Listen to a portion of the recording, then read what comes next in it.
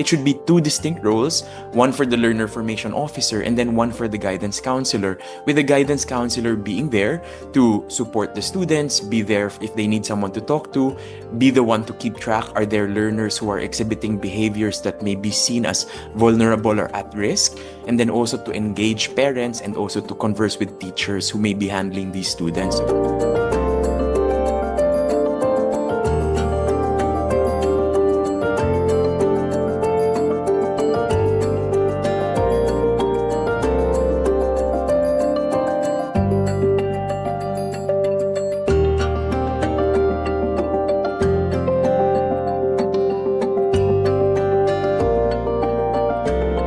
Ideally, the role of guidance counselors should not be post the event. Sana it is preventive, which is why their role and their presence is so important. Kasi dapat they are able to do activities, do assessments that allow them to understand sino yung students natin na medyo may kailangang extra support. Kasi usually pag nag-act out yung bata, ano na yan dulo na yan.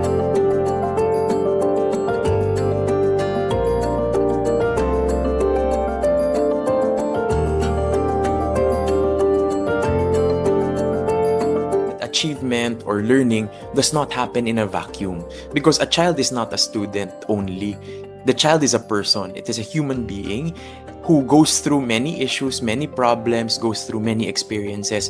At kung hindi siya natutulungan ng mahusay at buo, hindi din siya makakapag-aral.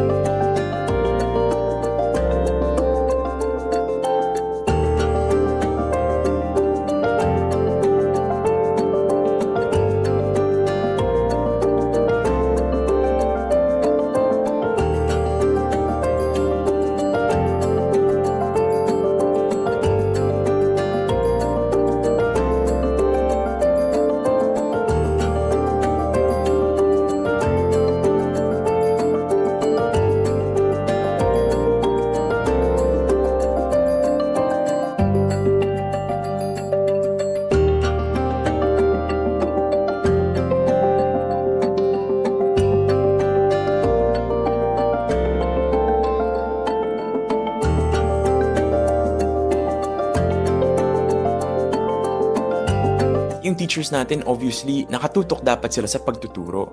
So, they are focused on instruction. So, yung mga problema ng ibang bata, pag may pag-aaway, pag may iba pang kailangan immediate, hindi nila kayang gampanan lahat yun kasi masyadong madami. And we need really dedicated people to handle this.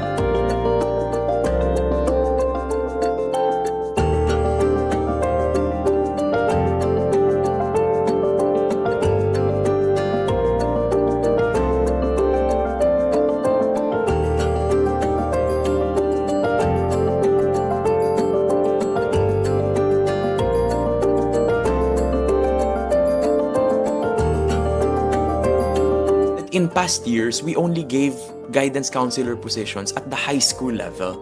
Kasi inisip siya previously na high school yan pang career guidance. It was primarily intended for counseling, for careers, and not to handle all of these formative aspects of student well-being and formation that we are now realizing hindi pala pwedeng high school lang. Dapat mas maaga, habang nagbi-build ka ng character, may pinagdadaanan yung mga bata, may nagjo-journey.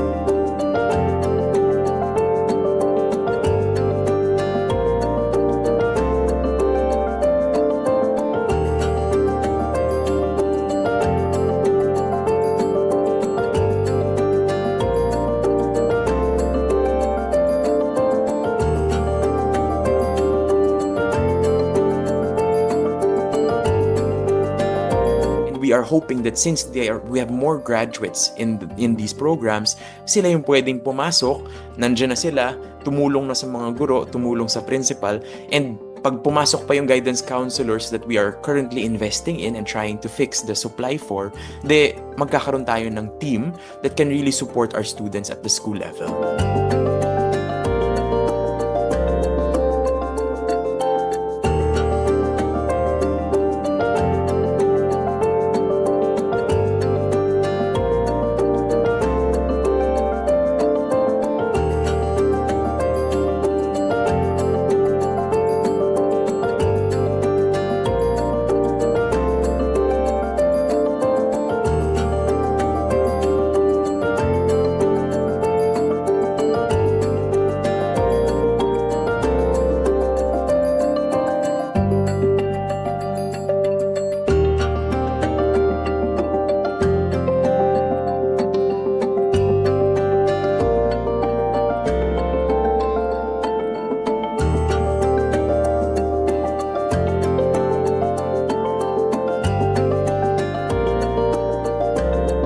So hopefully, mapunan yun agad soon para yung unang batch of 10,000 schools makakuha na ng school counselor associates. And if this is utilized well, I'm sure we could fight for a bigger budget for next year para mas maraming schools yung mabigyan na ng allocation for SCAs.